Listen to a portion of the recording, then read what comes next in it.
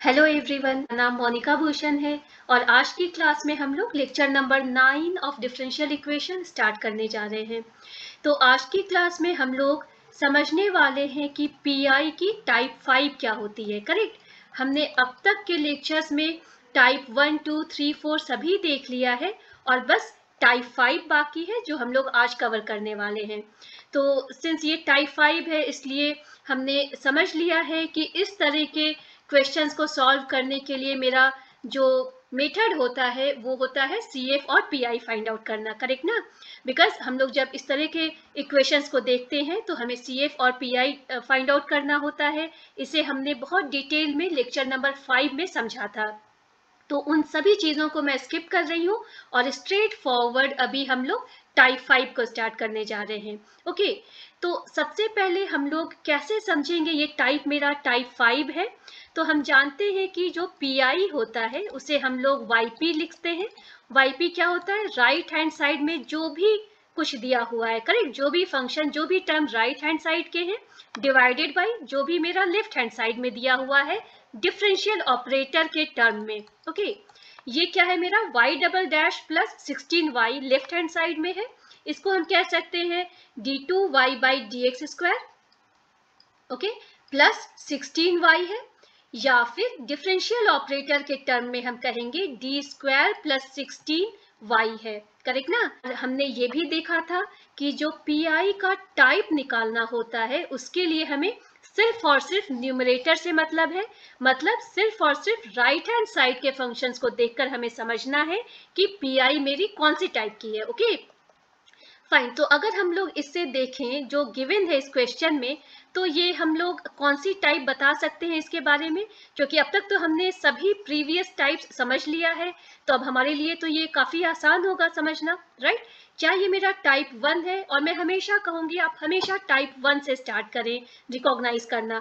Type 1 नहीं है, क्यों? क्योंकि इसमें एक्सपोनेंशियल टर्म नहीं है। ये टाइप 2 है तो इसमें ट्रिगोनोमेट्रिकल टर्म तो है लेकिन सिर्फ ट्रिगोनोमेट्रिकल टर्म नहीं है, उसके साथ में कुछ और भी मल्टीप्लाइड है जो कि ट्रिगोनोमेट्रिकल नहीं है। करेक्ट ना? टाइप 2 का जनरल फॉर्म क्या होता है? साइन एक्स कहें या कॉस एक्स करें या cos x plus b, sine x plus b, या साइन स्क्वायर कॉस स्क्वायर या साइन कॉस, मतलब कुछ भी टर्म है जिसमें ट्रिगोनोमेट्रिकल ही रहना चाहिए, उसके ही वेरिएशंस चाहिए। तो ये x के साथ में है, इस वजह से ये मेरा टाइप 2 भी नहीं है। क्या ये मेरा टाइप 3 है? टाइप 3 में क्या होता है? पॉलिनोमियल टर्म्स आते हैं। करेक्ट, पॉलिनोमियल टर्म आएंगे तो x तो ठीक है, x को हम लोग पॉलिनोमियल में रख सकते हैं, लेकिन ये तो मेरा ट्रिगोनोमेट्रिकल टर्म हो गया, इस वजह से ये टाइप 3 भी नहीं है। क्या ये मेरा टाइप 4 है? टाइप 4 में हमने कहा था एक टर्म तो e रेज टू ax रहेगा ही रहेगा, साथ में कुछ भी v रहेगा जो कि x के फॉर्म में रहेगा, मगर हमने तो यहाँ e रेज टू ax देखा ही नहीं है। करेक्ट, तो ये मेरा टाइप 4 भी नहीं है। टाइप 4 में हम लोग कह सकते हैं साइन h ax सपोज, साथ में v, क्योंकि साइन h जो है उसे भी हम लोग एक्सपोनेंशियल के टर्म में लिख सकते हैं। करेक्ट ना? तो ये भी मेरा टाइप 4 ही है। ओके, तो सिंस यहाँ पर ये सभी चीज़ें नहीं है तो ये टाइप 4 भी नहीं है, इस वजह से ये एक नया टाइप है जिसे हम लोग टाइप 5 कहते हैं।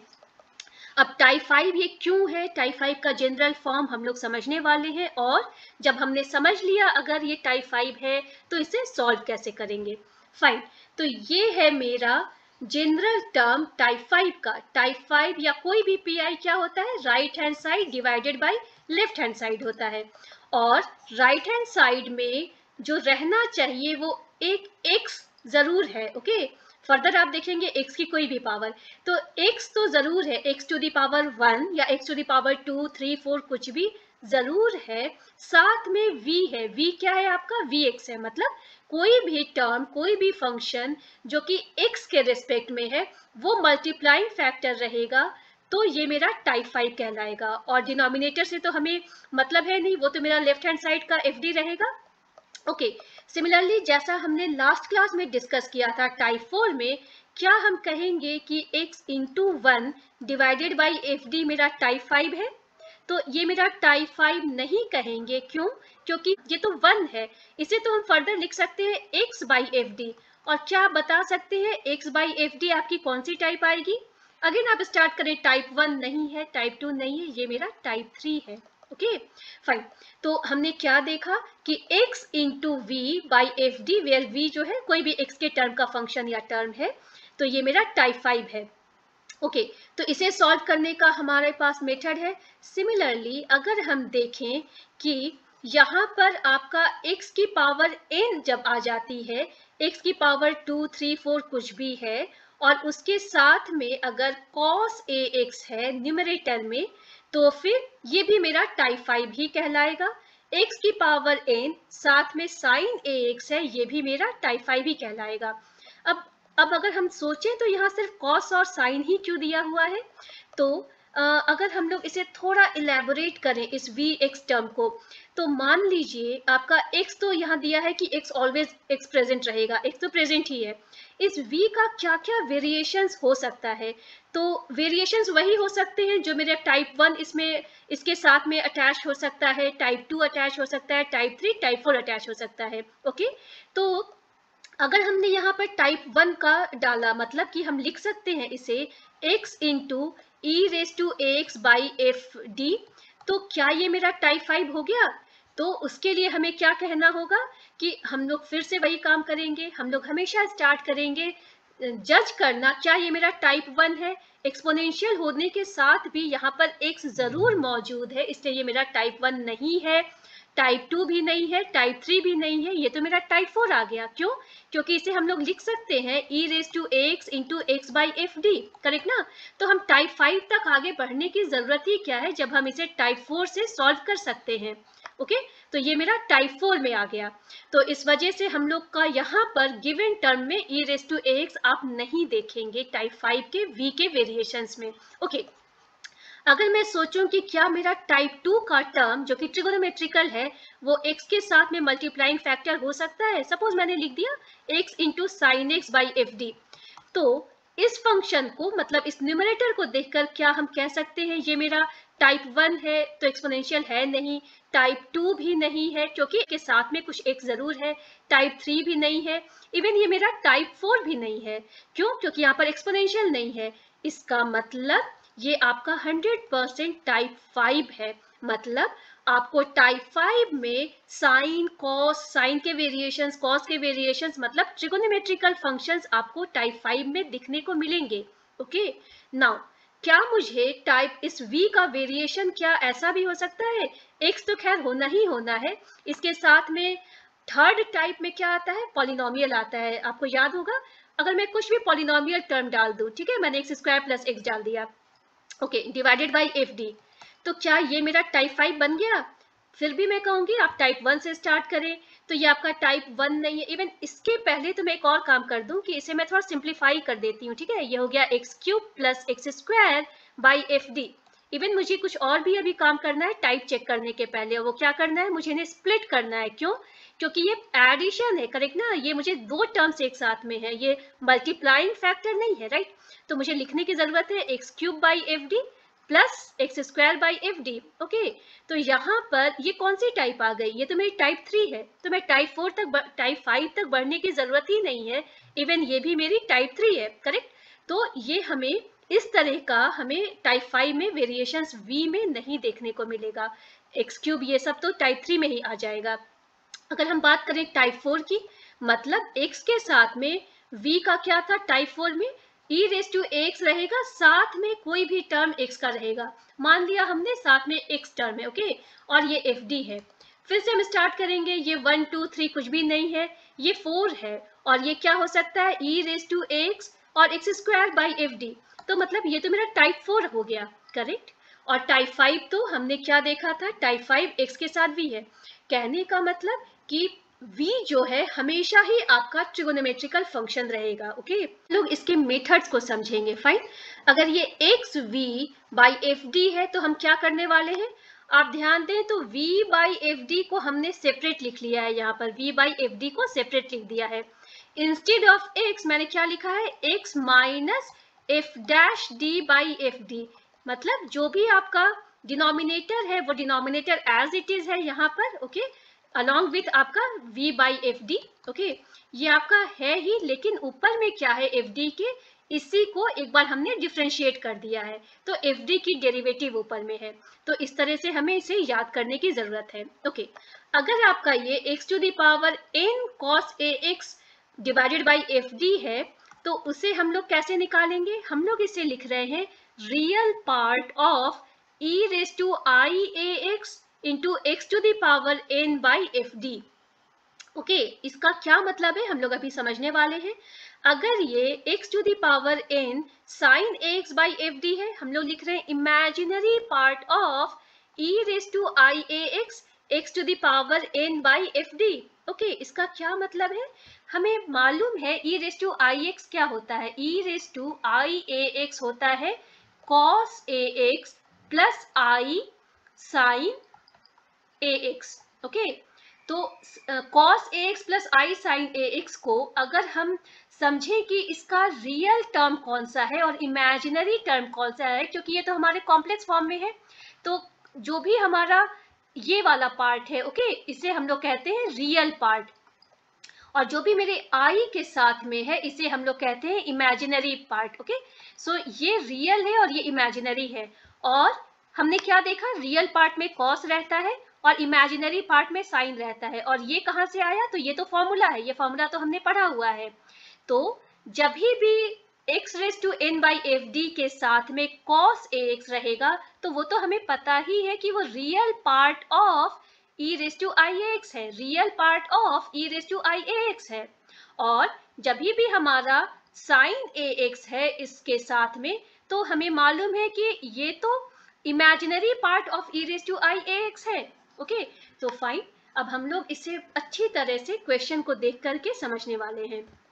फाइन, मेरा पहला क्वेश्चन है y double dash plus 16y equals x sine 3x। Okay, तो हमने क्या कहा था कि हमें यहाँ तक हमने अच्छे से समझ लिया है, CF प्लस PI हमें निकालना है प्रीवियस क्लासेस को देख करके, और हमने यहाँ पर CF निकाल लिया है। और वो कैसे निकाला है? फर्स्ट टर्म जो है हमें इसे डी ऑपरेटर के टर्म में लिखने की जरूरत है। ओके, तो हमने इसे ऑपरेटर के टर्म में लिख लिया है। सेकेंड स्टेप क्या है? हमने AI निकाल लिया। और थर्ड स्टेप क्या है? हमने बेस्ड ऑन रूट्स के नेचर ऑफ AI हमने क्या निकाल लिया? हमने CF निकाल लिया। मेरा फाइनल आंसर क्या आने वाला है? YC प्लस YP, और YC ही मेरा CF है और YP मेरा PI रहने वाला है। और PI के लिए हमें क्या करना है? हमें कुछ नहीं पता अभी कौन सी टाइप है, हम लोग सिर्फ right hand side divided by left hand side D operator के टर्म में लिखने वाले हैं। फाइन, यहाँ तक तो हमने काम कर लिया। अब जॉब आती है कि मैं समझूं कि ये कौन सा PI है और उसी के अकॉर्डिंग मुझे रूल्स फॉलो करके इसका आंसर निकालना होगा। और हमें मालूम है आंसर निकालने का क्या मतलब होता है, जो भी आपका PI है उसे हमें D से फ्री करना है, उसे हमें जो D या फिर 1/D, ओके, डिफरेंशियल ऑपरेटर या इनवर्स डिफरेंशियल ऑपरेटर से फ्री करना है। तो हम लोग कह देंगे ये हमारा आंसर आ गया है। ओके, तो अब हम क्या करने वाले हैं कि हमने स्टार्ट कर दिया, ये मेरा टाइप 1, टाइप 2, टाइप 3, टाइप 4 कोई भी क्राइटेरिया मैच नहीं हो रहा है, ये टाइप 5 का क्राइटेरिया मैच हो रहा है, इस वजह से ये मेरा टाइप 5 हो गया। ओके, टाइप 5 अगर हो गया तो हमने उसके बाद क्या रूल्स देखा था? हमने रूल देखा था यहाँ पर कि हमें क्या करने की जरूरत है। अगर x into V F d है, हाँ मेरा x का पावर 1 ही है, इंटू वी कुछ भी रहेगा, एक्चुअली वो ट्रिगोनोमेट्रिकल ही रहने वाला है। तो x इंटू वी है अगर मेरा डिवाइडेड बाई एफ डी, तो हमें क्या करना है? v बाई एफ डी को थोड़ा सा हम किनारे लिख देंगे और x के बदले x minus F dash D by F D कर देंगे। ओके, यही मेरा फॉर्मूला है। फाइन, तो अब इसके बाद इस फॉर्मूला को हम लोग कैसे आगे काम करने वाले हैं, अगर इसे हम देखें तो ये है मेरा x minus F dash D by F D. पहले मैं एफ डी लिख दूं, एफ डी क्या है मेरा? एफ डी है डी स्क्वायर प्लस 16। ओके, और मेरा एफ डैश डी क्या है? मतलब इसका मुझे डेरिवेटिव निकालना है, तो ये हो जाएगा मेरा 2d, और प्लस 16 का तो कांस्टेंट है तो 0 हो जाएगा, तो ये हो गया 2d by d square plus 16। और एज इट इज मैं v बाई एफ डी को लिखने वाली हूँ। v क्या है? v मेरा साइन 3x है, x के साथ जो कुछ भी है, तो ये मेरा है sine 3x divided by F d मेरा डी स्क्वायर प्लस 16 है। ओके, अब नेक्स्ट मुझे क्या करने की जरूरत है? इस टर्म को एज इट इज यहाँ रहने दिया है, और अगर मैं थोड़ा ध्यान दूं इस टर्म को, तो मुझे देखकर क्या लग रहा है कि ये जो टर्म है ये एक फ्रेश पीआई तैयार हुआ है sin 3x by d square plus 16 के। sin 3x by d square plus 16 कौन सा पीआई है? ये मेरा टाइप 2 पीआई है, करेक्ट। यहाँ पर मेरे ट्रिगोनोमेट्रिकल फंक्शन है, तो मैं इसे x minus 2d by d square plus 16 को एज इट इज मैं यहाँ पर ऐसे ही रहने दे रही हूँ और इसे मैं सॉल्व करने जा रही हूँ। तो मुझे क्या करना होता है, टाइप 2 ऑफ पीआई में डी स्क्वायर को रिप्लेस करना होता है माइनस ए स्क्वायर से। ए क्या है मेरा? 3 है। माइनस 9 से मैं डी स्क्वायर को रिप्लेस कर रही हूँ, ठीक है ना। ये माइनस ऑफ 9 है, करेक्ट, प्लस 16, ओके। तो इसका मतलब ये x minus 2d by d square plus 16 और यहाँ क्या हो गया, यहाँ पर हो गया साइन 3x बाई 7। और हमने देखा कि ये टर्म मेरा बिल्कुल d से फ्री हो गया है, ओके। तो अब हम क्या करने वाले हैं, x को इससे मल्टीप्लाई करने वाले हैं और फिर इसको करने वाले हैं। मतलब हम यहाँ क्या करने वाले हैं, x sine 3x by 7 minus 2d of sine 3x, मतलब d by dx of sine 3x और तब divided by 2d divided by d square plus 16। तो यहाँ मैं d square plus 16 as it is लिख दे रही हूँ और ये माइनस 7 और ये 7 यहाँ पर मैं यहाँ पर मल्टीप्लाई कर रही हूँ, ठीक है ना। यहाँ सिर्फ मैंने d को d बाई डी एक्स लिख दिया है क्योंकि इसका मुझे डेरिवेटिव निकालना है। नीचे का टर्म एज इट इज है, तो इसे हम लोग फर्दर क्या लिख सकते हैं, x sine 3x by 7 minus 2 यहाँ पर है d by D x of cos 3x, d by D x of sine 3x आपको क्या देने वाला है, कॉस 3x और तब इंटू 3 क्योंकि ये 3x है, divided by d square plus 16 और तब यहाँ पर इंटू 7। या फिर मैं इसे लिखूँ x साइन 3x बाई 7 और तब माइनस 3 टू ज़ 6 कॉस 3x डिवाइडेड बाई 7 और तब डी स्क्वायर प्लस 16, ओके। और अगर फिर से मैं ध्यान दूं, ये टर्म तो मेरा d से फ्री हो गया है, करेक्ट ना, first term is free from d, तो ये मेरा आंसर ही एक्चुअली पीआई का वन टर्म आ गया है।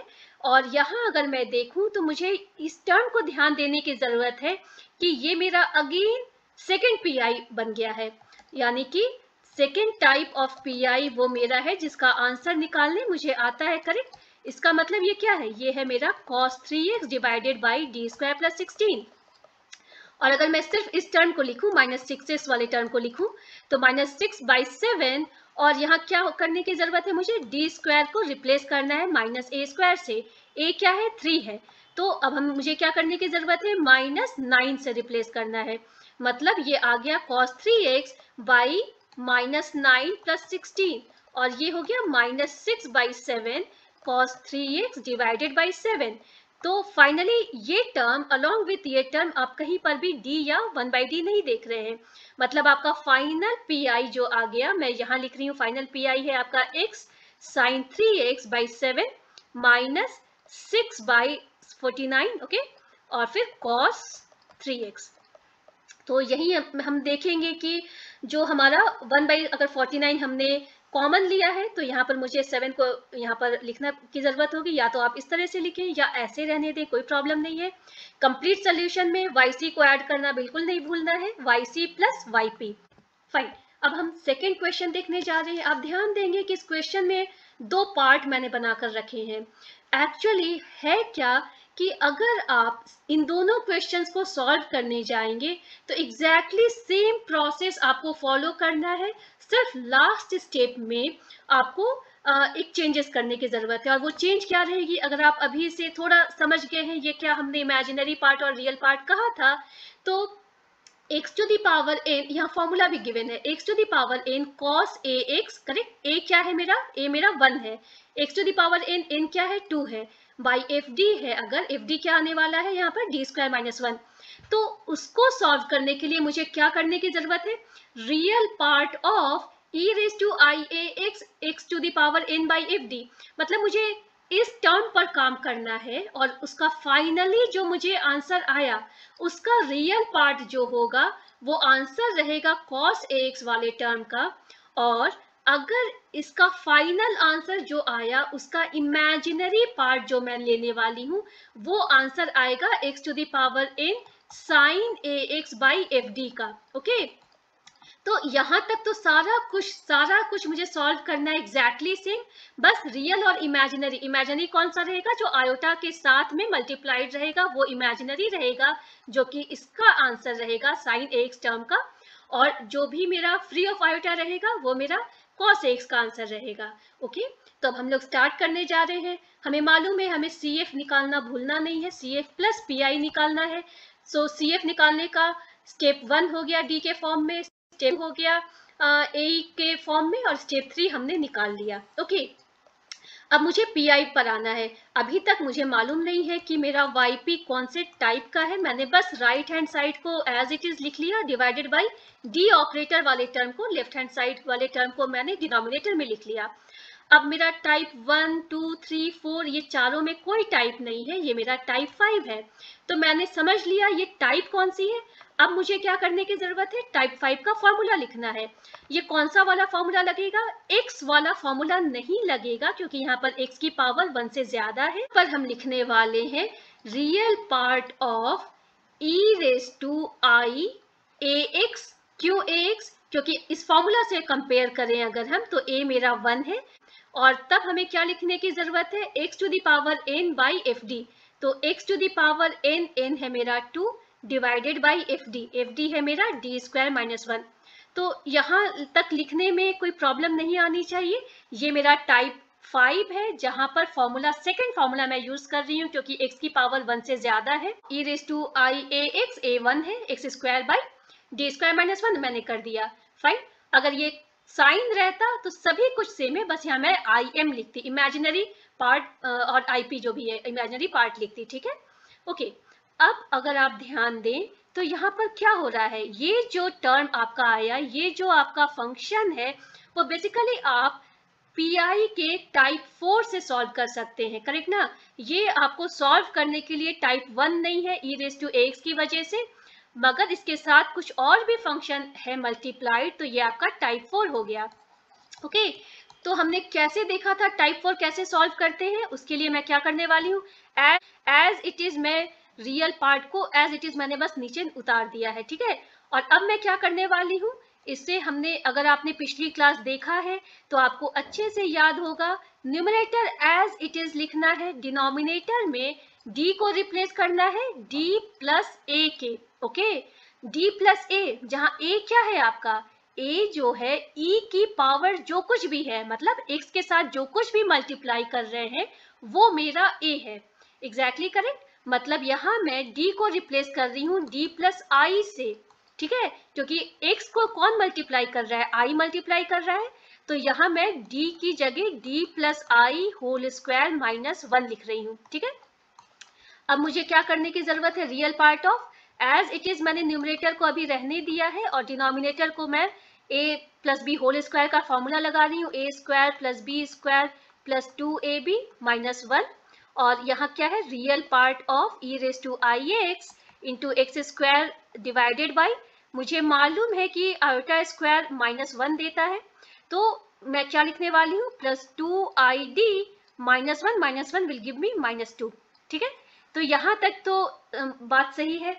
अब उसके बाद आपको ध्यान में होगा कि हमने क्या किया था टाइप 4 में, जो कुछ भी आपका e to the power ax है वो एज इट इज मैं बस कॉपी करती चली जाऊंगी आपके आंसर के टर्म तक, और इसके अलावा जो कुछ भी गिवन है उस पर मुझे काम करना है। ठीक है ना, टाइप 4 में हमने ये प्रोसेस अच्छे से समझा था कि e रेज टू ax जो कुछ भी है अब इसका कोई काम नहीं है, बस इसे मुझे आंसर तक बस कॉपी करते चले जाना है।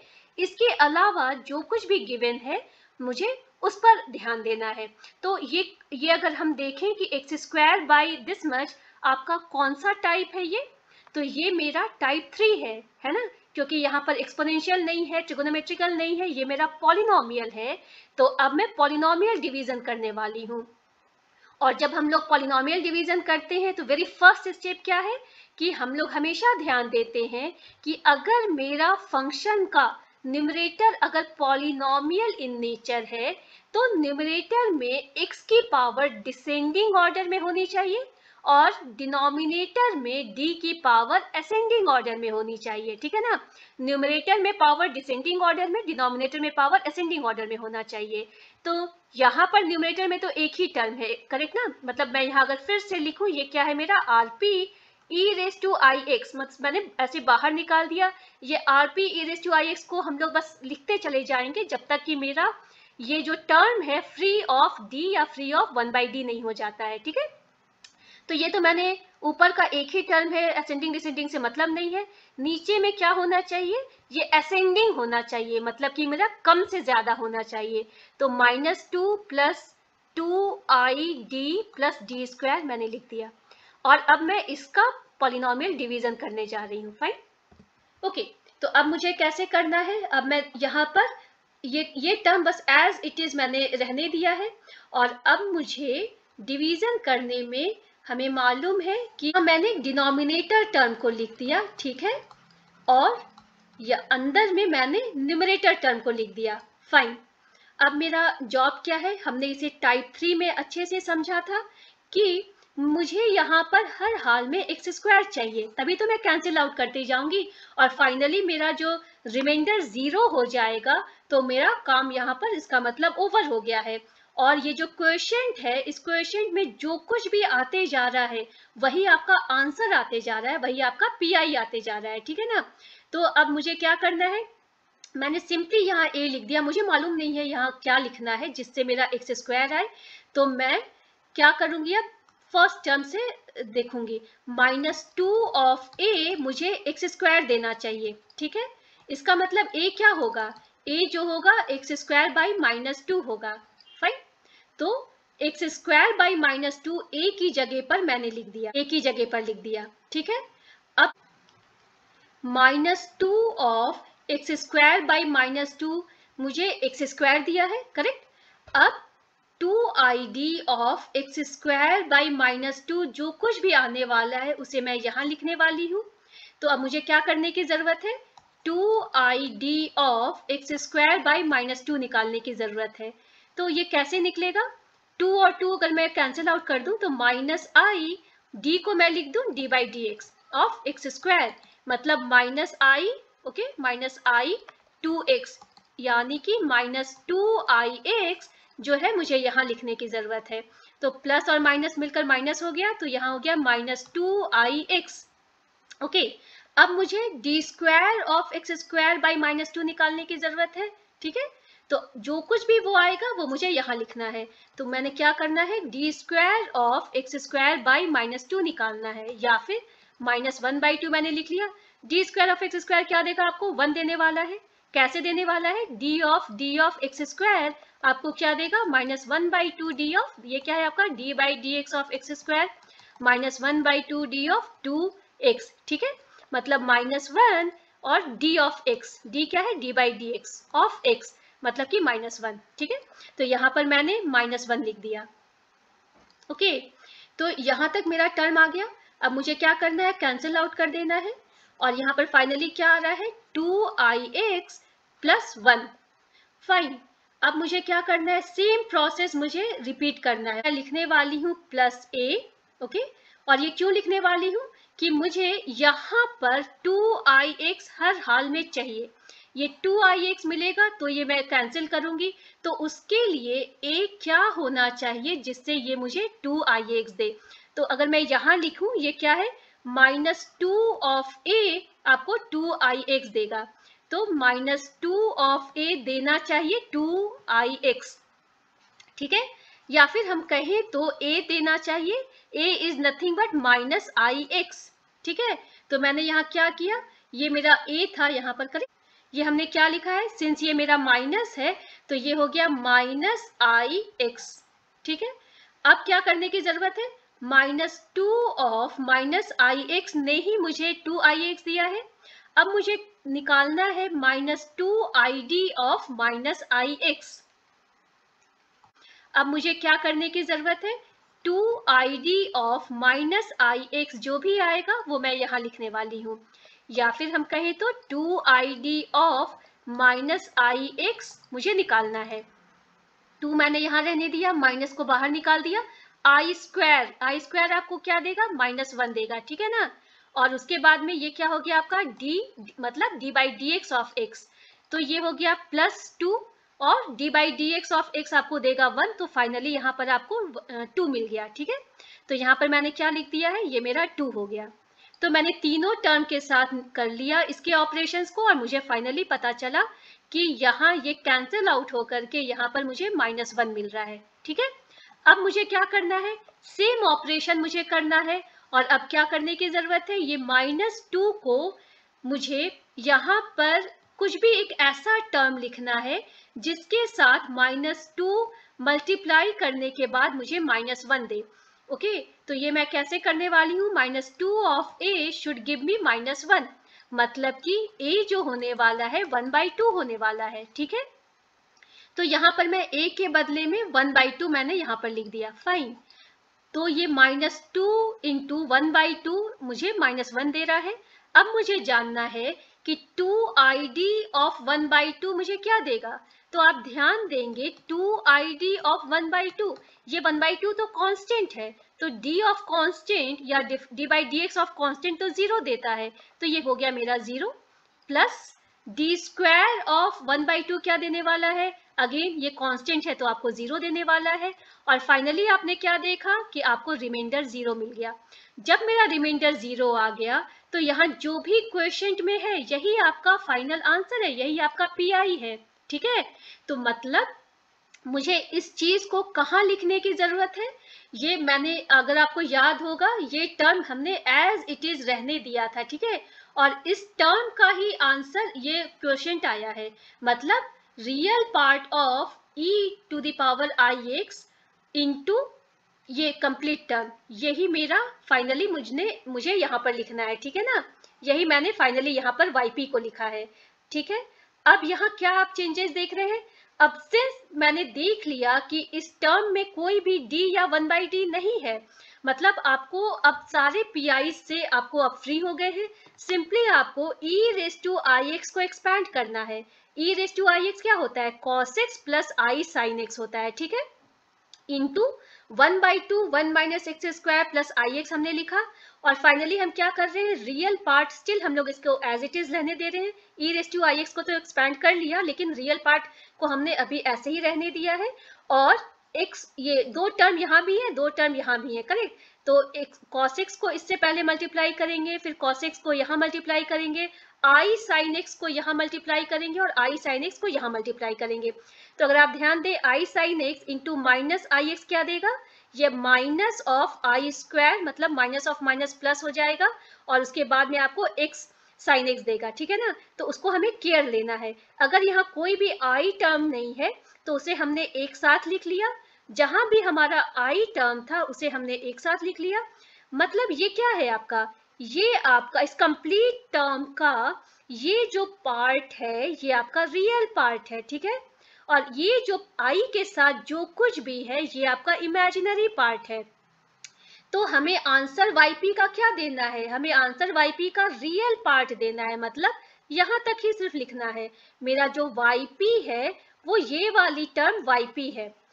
ओके, अगर मुझे जो भी क्वेश्चन था उसमें साइन एक्स रहता और यहाँ पर मैं इमेजिनरी पार्ट लिखती तो उस केस में मेरा आंसर क्या आता, यहाँ तक सारे स्टेप्स सेम है, बस मुझे आंसर में ये लिखना रहता और इसको मुझे नहीं लिखने की जरूरत होती, क्योंकि मैंने तो इमेजिनरी पार्ट मांगा है। जो कि आप यहाँ देख सकते हैं कि इसका जो अभी हमने क्वेश्चन सॉल्व किया उसका हमें yp मिला और y क्या है, yc प्लस yp, तो yc को हमने ऐड किया yp में और मेरा फाइनल आंसर आ गया। अब जब सेकेंड क्वेश्चन हमने देखा था जो एक्स स्क्वायर साइन एक्स था, हमने क्या कहा, इसमें इमेजिनरी पार्ट चाहिए। तो वर्किंग एग्जैक्टली सेम है जो कि हमने अभी तक से किया था, और जो भी इमेजिनरी पार्ट मैंने लाया वही हमारे फाइनल आंसर में आने वाला है। तो ये आपका yc है और ये आपका yp है। इस तरह से हमने देखा कि टाइप 5 के क्वेश्चन कैसे सॉल्व करते हैं। तो अगर आपको ये क्लास यूजफुल लगी हो तो प्लीज लाइक और सब्सक्राइब करें मेरे चैनल को। Thank you.